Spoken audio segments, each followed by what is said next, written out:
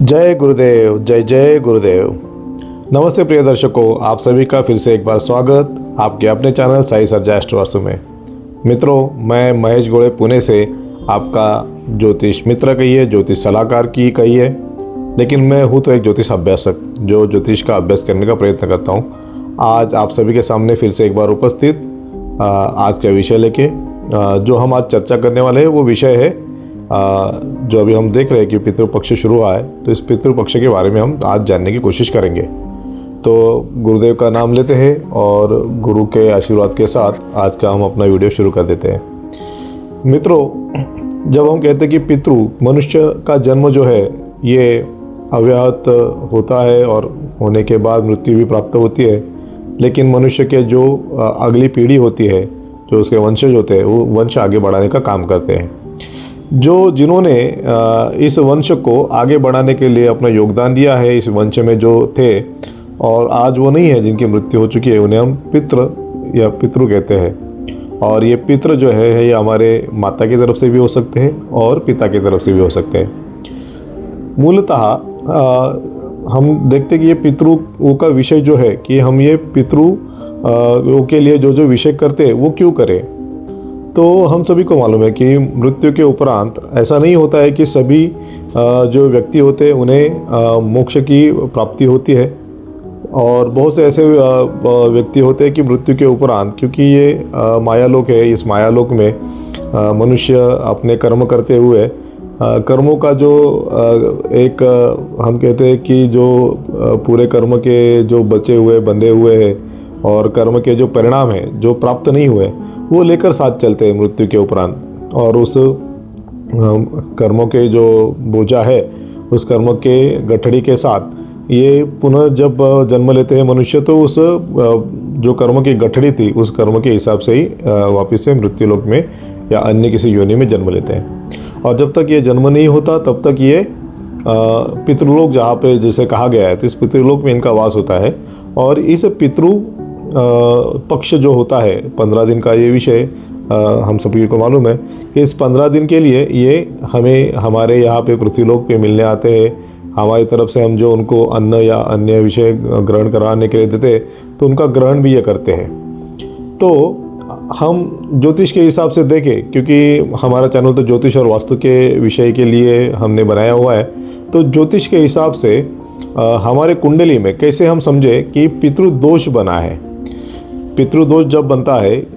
उसका जो हमने पहले ये आध्यात्मिक स्वरूप कहा कि जो मनुष्य अपने जीवन काल में कुछ कर्मों के बंधनों की वजह से कर्मों का एक गठड़ी जैसा जो बचा हुआ कर्म है, उसका फल जो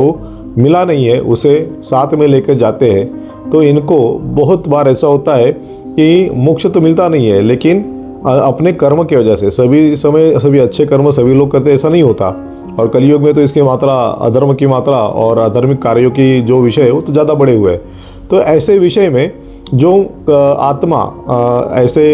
कर्म के बंधन के वजह से, कर्म के बुरे कर्मों के परिणाम के वजह से जिन्हें कुछ दुख दर्द ऐसा होता है, तो उनका जो ये दुख दर्द, अभी आप समझ लीजिए कि किसी के घर में जो अपने माता पिता है, अगर उन्हें कुछ परेशानियाँ हो, दुख हो, या कोई अन्य सदस्य जब परिवार का दुखी हो, परेशान हो, तो पूरे घर में बाकी लोगों को भी उसका कुछ ना कुछ अच्छा बुरा परिणाम देखने को मिलता है या भुगतना पड़ता है।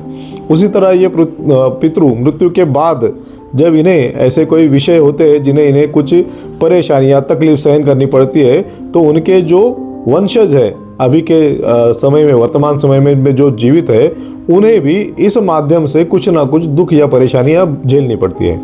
तो बहुत से लोग का कहना भी आता है कि हमारे पितृ थे कुछ नास्तिक होते हैं हमारे धर्म में ही, जो जिन्होंने सनातन में ही जन्म लिया है, लेकिन प्रश्न पूछते हैं कि ऐसे कैसे पितृ है, हमारे माता पिता और इनके वजह से शाप लगता है और हमारा बुरा होता है, तो ऐसे कैसे हो सकता है। तो एक बात समझना चाहिए, वो चाहते नहीं है, कोई भी माता पिता चाहता नहीं कि उनके पुत्रों को, उनके वंशजों को कुछ बुरा हो, लेकिन होता कैसे कि अगर आपने उनके वंश में जन्म लिया है तो आपके भी कर्म होते हैं ऐसे, और जिन कर्मों के वजह से आपको, आपके कर्म और इनके कर्म, इनके वजह से आपने इनके वंश में जन्म लिया है, इसलिए आपको वो विषय भुगतने पड़ते हैं या आपके मार्ग में ये विषय आते रहते हैं।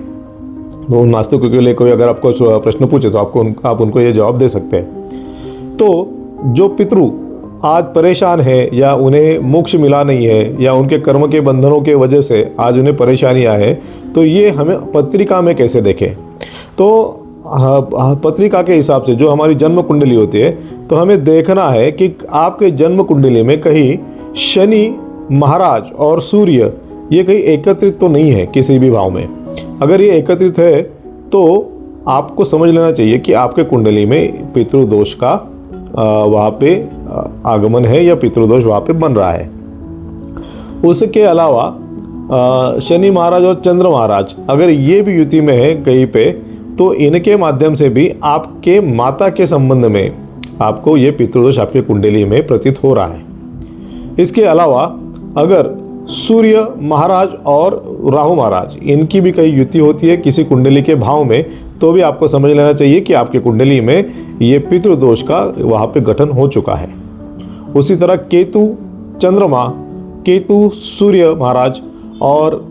राहु चंद्र महाराज इनकी भी युति आपके कुंडली में कहीं हो रही है, तो उस तरह से अगर सूर्य महाराज पीड़ित है तो पिता की तरफ से और चंद्र महाराज पीड़ित है तो माता की तरफ से आपको कुछ पितृदोष के लक्षण या पितृदोष के वहाँ पे गठन आपके कुंडली में हुआ, ऐसा हम कह सकते हैं। इसके अलावा अगर आपके कुंडली में काल सर्प दोष बना है, यानी राहु और केतु के मध्य में ही सब ग्रह वहाँ पे उपस्थित है, तो राहु और केतु के मध्य में होने की वजह से जो काल सर्प बनता है, तो वो भी एक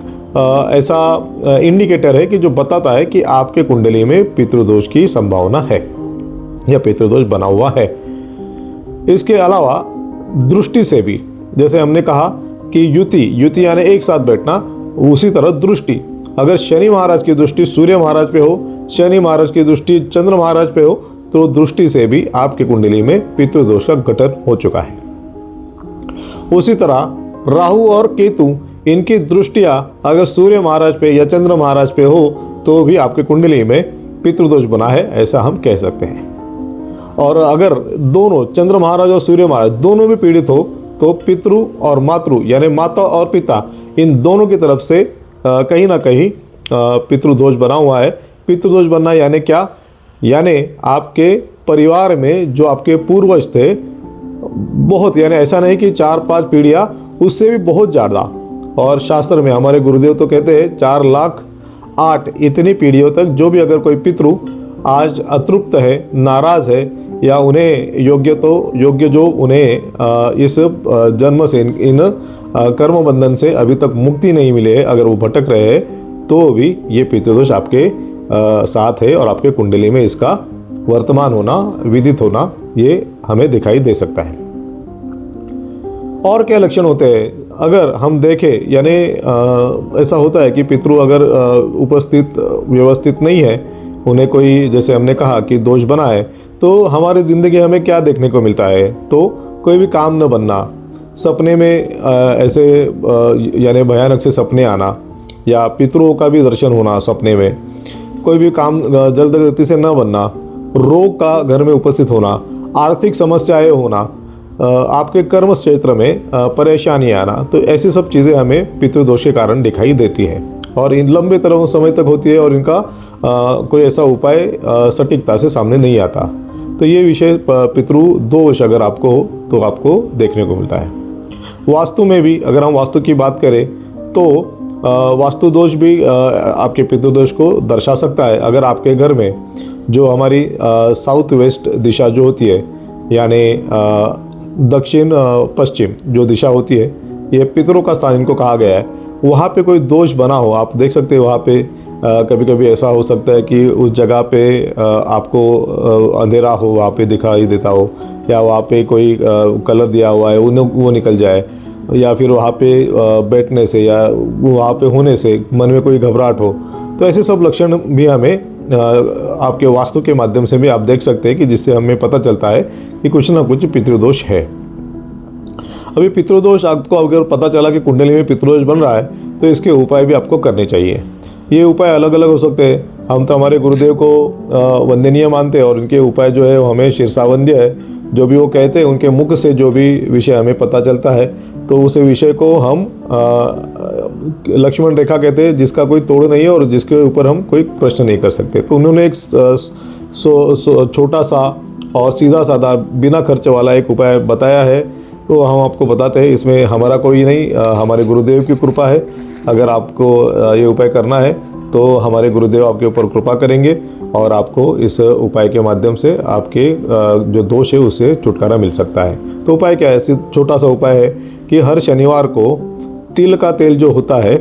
उस तिल के तेल से मालिश करके मर्दन करके नहाना है। बस इतना 8 शनिवार लगातार करने से ये दोष का शमन होता है। इसके अलावा त्रिपिंडी श्राद्ध है, अलग अलग श्राद्ध है। पितृपक्ष में भी आप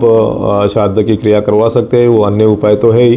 तो वो भी आप कर सकते हैं। मेरा कहना ये है कि इसे इसलिए ना करें कि हमें कोई परेशानी आए, हमें धन मिल जाए, हमारी चीज़ें अच्छी हो जाए, हमें सब अच्छा मिले, ये सब सोच के ना करें।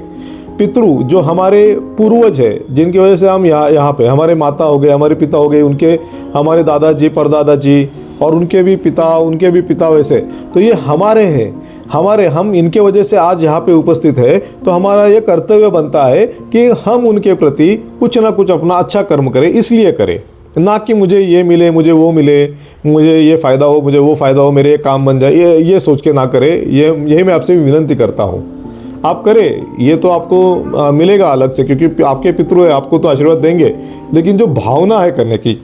वो मैं कहना चाहता हूँ कि भावना ऐसी रखिए कि वो हमारे है, और हमारे जो पूर्वज है, इन्हें अगर छोटा सा भी कष्ट होता है तो हमें भी उसका दर्द महसूस होना चाहिए। और उस माध्यम से, उसे देखकर आप ये जो भी उपाय करेंगे, अलग अलग माध्यमों से आपको जो पता चल रहे हैं, अलग अलग वीडियो आप अलग अलग चैनल में देखते होंगे, तो उस माध्यम से भी जो आपको उपाय मिल रहे हैं, तो खाली ये सोच के कीजिए कि ये मेरे हैं, इनको अगर छोटी सी भी तकलीफ है तो वो ना हो, इसलिए मैं उपाय कर रहा हूँ, ना कि इसके लिए कि मेरा अच्छा हो, मेरा कुछ बुरा हो रहा है तो वो सही हो जाए। बस इतना करेंगे तो भी आपकी मनीषा, आपकी इच्छा, आपकी जो विचार करने का तरीका है इस काम को करने के लिए, उसमें आप जरूर सफल हो जाएंगे। यही मैं आपको यहाँ पे कहता हूँ और इस वीडियो को यहाँ पे समाप्ति करता हूँ। आपके पूर्वज, आपके पितृ सभी के सभी उत्तम रहे, किसी भी योनि में हो और किसी भी तरह से उनको कुछ पीड़ा हो तो खत्म हो जाए, आनंदी हो, सुखी हो, और वो आपको आपका आयुष्य सुखमय हो, ऐसा आशीर्वाद दे। यही मैं आपके लिए, सबके के लिए कामना करता हूँ और यहाँ पे वीडियो की समाप्ति करता हूँ। धन्यवाद। जय श्री राम। सभी के पितरों, हमारे पितरों, सभी के पितरों को मेरा नमस्कार।